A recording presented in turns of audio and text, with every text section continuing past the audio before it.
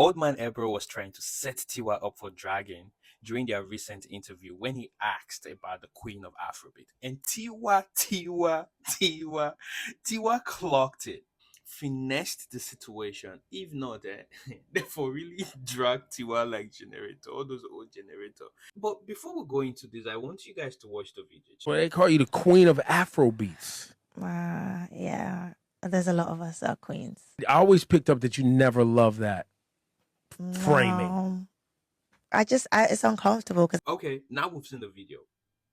Again, I feel like Tiwa contradicts herself a bit too much, I would say, because the last interview she did with BBC, she mentioned terms. It's unfair to talk about the big three without, mentioning terms. I also feel like it's unfair to have that conversation of the top three and not mention someone like Thames. Are you serious? Yeah. If Tiwa believes that Thames is supposed to be part of the big three, automatically Thames is the queen of Afrobeats. That is what it is. We're not going to be politically correct here in terms of,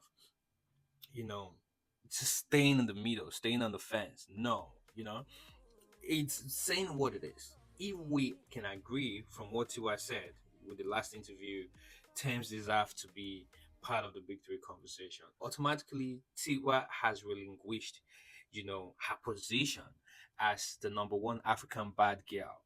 By the way, if this question was back in 2017, we would have gotten a completely different answer.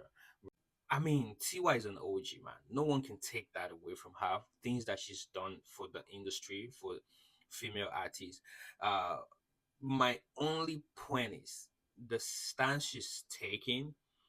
She's actually being too humble, and it's not based off of the fact that I just want to be humble. It's difficult for her to be cocky, to be very frank. It's difficult for Tiwa to be cocky now in this age and day, because you can't be cocky and even lay claim to number one African bad girl, lay claim to Queen of Afrobeat when there is no metrics to show that you still retain that position, right? So again, I would rather go with Tiwa's answer with BBC when she stood on her toes and said Tam should be big three than the one she did with Ebro while she was trying to be very politically correct by saying, oh, we're all queens. No, listen, when it comes to music, people are fighting for the top spot. The reason why the big three, the reason why for the male side of the industry is so competitive is because they're not trying to be solidarity. Where would the competition stem from? Where would the motivation stem from? It's going to stem from the fact that I want to be the top person. I want to be in this position.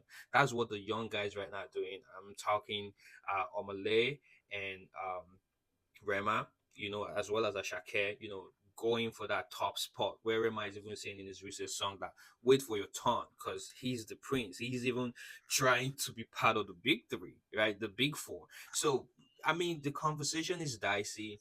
But again, shout out to Tiwa. Her album, This Is Personal, just dropped recently. I listened to the album. Not the entire album actually. I think it was a decent body of work. She really dared to feature only two artists on that album. Tiwa. Well, now mind be Dasha. You guys get mind to go into album mode and tell yourself that I only want to feature, just a few people. Well, I said three, two. She featured three artists on the album: Skepta, Taves, and James Fontleria. I hope I pronounced the name right. Guys, go check the album out. Thank you for listening. Have a great day.